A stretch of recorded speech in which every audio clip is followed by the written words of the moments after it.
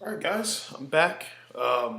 Like I said in the last video, uh, also another big fight coming Saturday is pound for pound Terence Bud Crawford versus Amir King Khan in, I believe, Madison Square Garden on ESPN pay per view. Um, I know I've talked a lot about the promotional side of the fight has been bad, but the card itself is actually really good. You got Shakur Stevenson versus Christopher Diaz, former title challenger. Um, that'll be a huge step up. But like I said about Teofimo Lopez versus Lomachenko, I think if the fighter and the team think that they're ready, go for it. I think this is Shakur's 11th fight now as a pro, but he's also a silver medalist, so um, typically guys like that are going to advance a little bit faster. Amir Khan, he won a silver medal. I think he got uh, his first title shot in like his 20th fight. Triple G, silver medalist. I think he won a version of the WBA belt in his like 14th fight. So it's not uncommon that guys with high Olympic backgrounds get world title fights pretty quickly. So I would imagine probably at the end of this year or maybe early next year, Shakur Stevenson will probably be looking for, especially depends how well he does in this fight versus Christopher Diaz. Um, Probably looking for a title shot. I believe he's in featherweight. So, but he's growing. He's only like 20, 21 max. So, filling up to his man strength. Really good boxer. Definitely a tough fight. Not going to be easy. Um, I'm going to pick Shakur Stevenson. Christopher Diaz coming down in weight from 130. Um, I'm probably going to say a late stoppage. Could go the decision. Wouldn't shock me. Diaz is tough. He's solid. He's definitely going to want to put the pressure on Shakur Stevenson. Shakur is going to want to box him. Um, but fighter coming down in weight, if I'm Shakur, use your height, use your reach, and dig to that body. Make him feel that weight coming down. Um, but I'm going to probably pick Shakur by a late stoppage. And then on the next fight, I believe is Felix Verdejo, who was once a pretty good top ranked prospect a couple of years ago. Probably around the same time Earl Spence was like starting to make some buzz. So haven't seen him in the ring in a while. I know he got stopped, I think, in his last fight against I don't want to say journeyman, kind of a gatekeeper-ish type fighter. So I have no idea how he's gonna look. So we'll just have to see. I think he's at lightweight, 5'9". Um, People are saying he was gonna be the next Cotto or Tito Trinidad. He kind of had more of a Tito Trinidad personality type, kind of fun, go with the flow dude. Cotto, great fighter, but he's more, serious. But we'll see. Could be the bounce back. And then the co-main is Teofimo Lopez versus Edis Tatley. Tilly. He's from Finland. He's a former title challenger as well, so it's definitely a big step up for him. Um, he's obviously made a lot of noise, probably the last couple of months or so. Um, like I said about Shakur, if he looks good in this fight, gets a former title challenger, maybe one more fight in the summer, and looks good. If him and his pops feel like he's ready, put him in there with Lomachenko. Lomachenko, he's in a tough spot because he's in a talented division, but a lot of the other top guys are still young. So Teofimo, Devin Haney, Ryan Garcia. Ryan Garcia, I like him a lot. He's a good fighter, but he is extremely green. He's with Golden Boy. Good dude, good kid. Follows me on the ground, but um, he's really green. I like that he's training with the Reynosos. Canelo's trainer, so that's good for him. He'll definitely develop and get better, as most young fighters do. So, but he's really really green. But Lopez, Shakur, Devin Haney. I think Devin Haney's ranked number 3 with the lightweight WBC belt. Rumblings of Mikey Garcia might vacate the belt, so I would imagine Luke Campbell, Matchroom Sports Fighter, aka with Eddie Hearn, um, probably they'll link that up against Devin Haney. That's actually not a bad fight. I like that fight. Both are kind of tall for their division. Luke Campbell, I think he's like 5'9", and so is Devin Haney. I think he's like 5'9".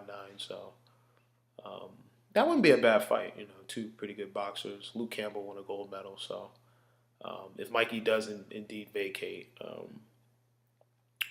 probably that would be the next move for the lightweight division. Devin Haney versus Luke Campbell. I would assume on DAZN. Devin Haney did talk to Eddie Hearn and DAZN's people, so if Mikey does vacate, that's probably what's going to happen next. And like I said earlier, if Teofimo looks good in his next fight, which I think he will, like I said, probably not summer, but I would say fall-ish.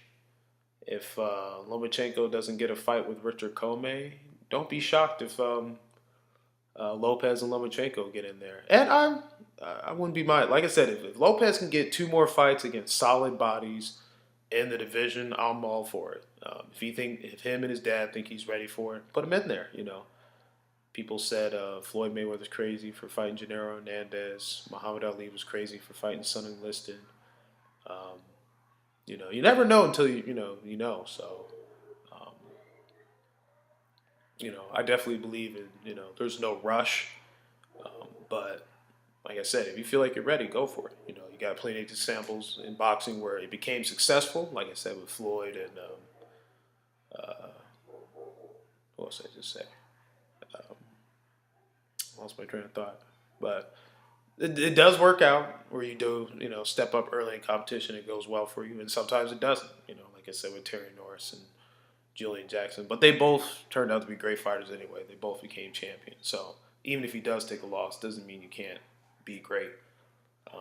I think we got to get out of that habit as, the fans got to get out of that habit. Boxers got to get out of that habit. It's okay to take a loss. It's not the end of the world.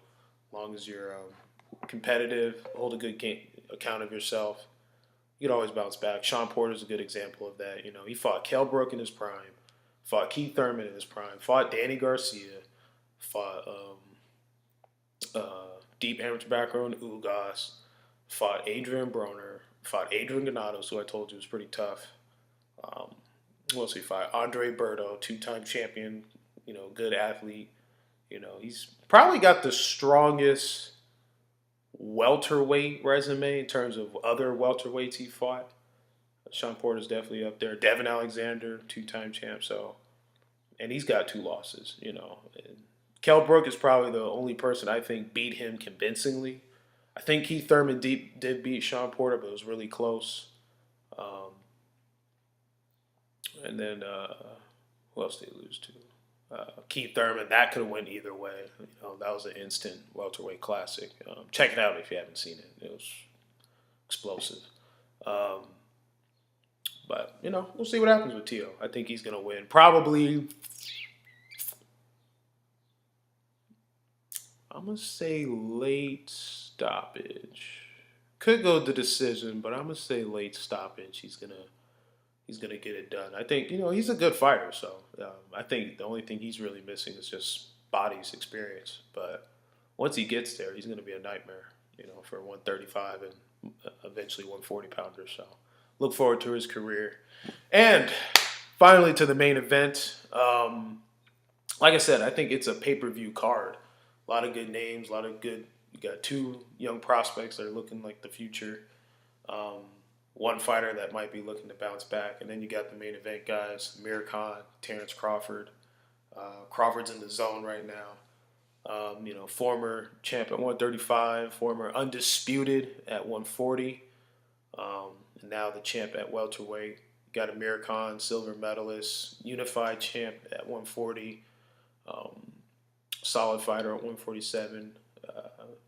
Foolishly moved up to fight Canelo, but hey, he got the bag anyway. I know everyone knocks Khan for having a horrible chin, but he's a damn good boxer. Kind of an amateurish style. I don't mean that in a demeaning way, but he scores points that way. Really good jab, really good right hand. Crawford's a switch hitter. They're both fight 8. I think Khan is a hair taller, maybe 5'8.5". Crawford is 5'8". Um, Khan has a 71-inch reach. Crawford has a 74-inch reach, so he's got the longer arms. He's a switch hitter. Um, the last person that Crawford fought that had decent speed, guys with decent speed have caught Crawford. Hank Lundy, gatekeeper at 135. Um, Definitely Yordeoka Gamboa in his prime. He was probably the only person to really have multiple success against Crawford. Um, like I said, he was like a 130-pound version of Roy Jones. That was a fun fight, Crawford and Gamboa. Um, who else had decent speed that Crawford fought? Gamboa for sure. Lundy. Oh, Derry John, kind of a poor man's 140 Jean Pascal. Solid fighter, kind of awkward, decent athlete. But it's been a while since Crawford's fought someone with legitimate speed. Connor's a really good boxer, really sharp 1-2. Left hook is cool. Not great, not terrible. It's all right. I think the key with Khan is just not to get overzealous with his combination punching. That's what got him caught versus Danny Garcia. Canelo eventually timed his, combinate. When Canelo timed him, when Khan started throwing 4 or 5 punches at a time. When Khan was keeping it at a 1-2 or 1-2-3, Canelo struggled to get his timing. But when he started throwing 4, 5, 6 combinations, Canelo started reading him, started slipping him. Even if he wasn't always able to make him pay initially, he was at least making Khan miss. So I think Khan has to stay away from throwing 4 or 5 combination punches. Crawford's a really good counterpuncher, really a versatile all-around fighter. He can underrated body puncher. He can fight in the pocket. He can switch. Really good on the outside. Excellent jab, hooks. Um, like I said, sneaky body work. Um, I think he's deceptively strong. I know there's like this belief around the boxing community that Terence Crawford is like a small welterweight. I don't know where people get that from. Yes, Earl Spence is a big welterweight, but I don't think he's that much bigger than Terence Crawford. I really don't see it. He's a little bigger, but not that much. And, Crawford, if you watched him versus Jeff Horn, he actually bullied Jeff Horn in his first fight in the new division. He bullied Jeff Horn, the same guy who bullied Manny Pacquiao. Um, Jeff Horn was able to bully Manny Pacquiao, but he himself was getting bullied by Terence Crawford. So to me, that showed enough that he's not weak. He's got good leverage, strong legs. That's where power comes from anywhere. Not whether you're a boxer or just person in general. Your power comes from your legs, comes from your core, your hips. So, um, that's really where your power comes from anyway. At least the best punchers. Yes, there are people, like Deontay Wilder and George Foreman that just have, Wakanda power. But, for most people, legs, hips, core, that's where the majority of your power is going to come from. So, um, Crawford's, like I said, I don't think he's a small welterweight. He's taller than Keith Thurman, arguably bigger. Him and Danny Garcia are probably about the same size. Um, like I said, Earl Spence is a tad bigger, tad taller, but I don't think Crawford's this weak welterweight. I think people got to get off that. Um, Really good style class. Kind of pretty similar to Keith Thurman stylistically. I don't think he hits as hard as Keith, but in terms of the way they use movement, their movement's their best defense. I don't think Khan is really a counter puncher. He definitely can't fight in the inside and in the pocket. Not really strong in that area either. So for Khan to have the most success, it has to be on the outside where his footwork and hand speed can dominate. For Crawford, a couple ways to beat Khan. Either you can time him like Canelo did, catch him in the exchange, the way Danny Garcia did, or you can try the Marcos Maidana, Lamont Peterson approach and just pressure Amir Khan. Um, and he might try to do a little bit of all three. I think the first couple of rounds will be some filler out rounds. Probably I'll lean with Khan in those early rounds. As Crawford kind of feels out his speed. Try to sense his rhythm. Um, I would suggest Crawford fight as a righty in this fight. I don't think he wants to fight lefty in this fight. Khan really does have a sharp 1-2. His right hand is money. Khan does great against southpaws. Um, and we've never seen Khan really outbox before. Now, Crawford can do it because, like I said, I think he's the more versatile of the two. But um, I think early on, Crawford's going to, try to get a beat on him, get a real read for his speed, under the bright light speed. Um, it's a good fight. Um, uh, I'm definitely picking Crawford. It wouldn't shock me if it went to decision. I don't trust Khan's chin. He did get dropped by Samuel Vargas twice. He got dropped by Julio Diaz twice. Brettis Prescott, the first one to crack the chin, knocked him out. Danny Garcia dropped him. Maidana certainly hurt him, but he actually didn't drop him. Canelo crucified him. Um, Even Chris Algieri buzzed him a little bit. So that's the one thing with Khan.